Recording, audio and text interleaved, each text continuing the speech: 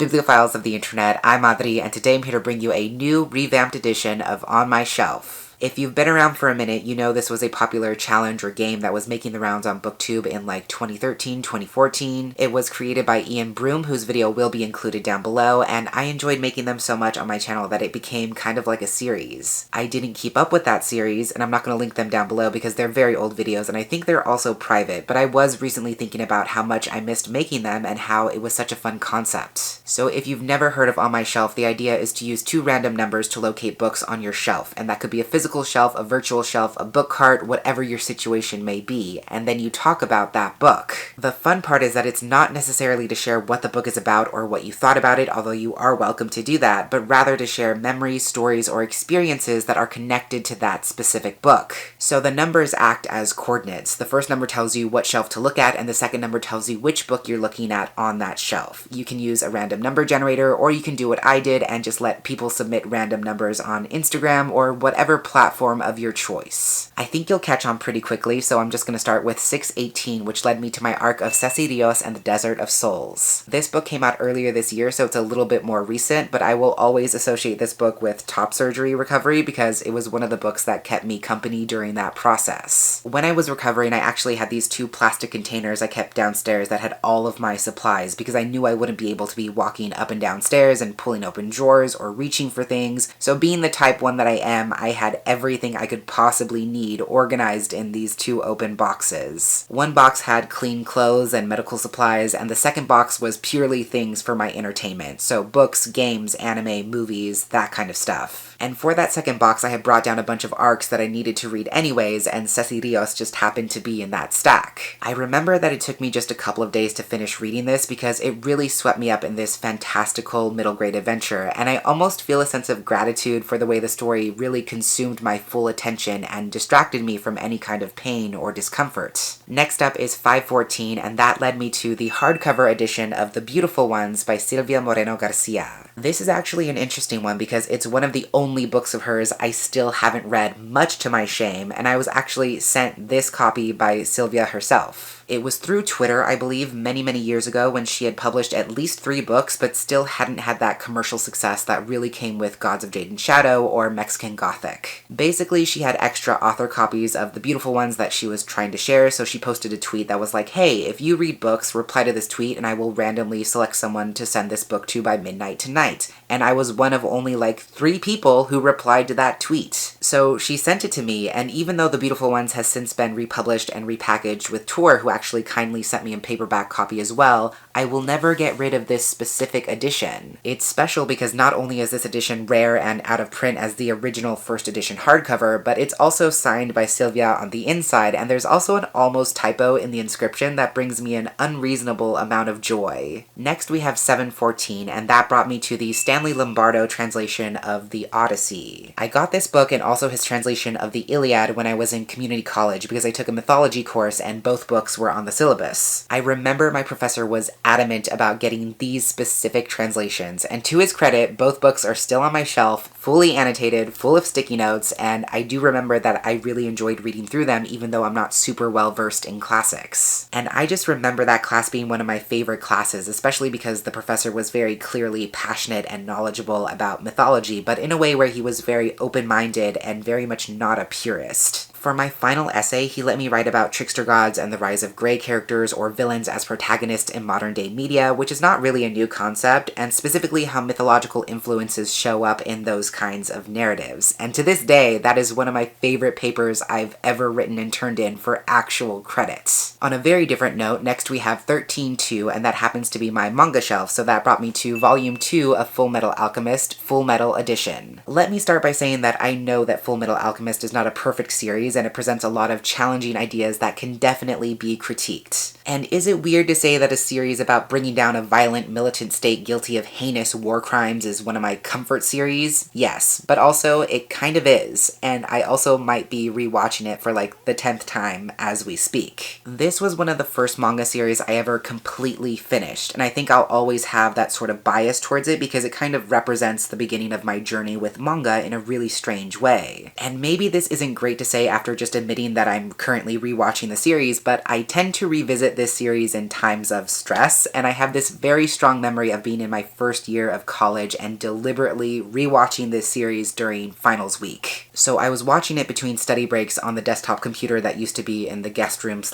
office, and because it was finals week, it was close to some kind of holiday, and because of that, my family was coming home to visit. And I just remember sitting on the guest room bed, watching an episode in the final arc, tears streaming down my face, and my older brother barges in, suitcase in hand, and he's just looking back and forth between me and the screen, until he just looks at me and he's like, "Get out." At that time, he had no idea what anime was and did not understand the concept of watching shows or movies that were not in English, or even how people went about doing that. But to his credit, he has since learned, he has grown, and now, ironically, he comes to me to talk about anime or get anime recommendations. So fear not, there has been evolution and just a little bit of poetic justice. I'm keeping it short and sweet for today, so my last number set is 523, and that led me to The Kiss Quotient by Helen Huang. I filmed a review for this book when it first came out in 2018, and it remains one of my favorite romance books. And something you may not know is that I wrote that review on my phone while I was at a party. It was a birthday party for my cousin's kids who were triplets, and it was actually really cute. It was a Coco-themed birthday party, and there was like an ofrenda and papa picado and mariachis. It was one of the better birthday parties I've ever gone to, if I'm being honest. But if you're Mexican, you understand what I mean when I say that family parties are an all-day affair. You have to clear your schedule because they're going to last many, many hours, far longer than whatever the invitation says,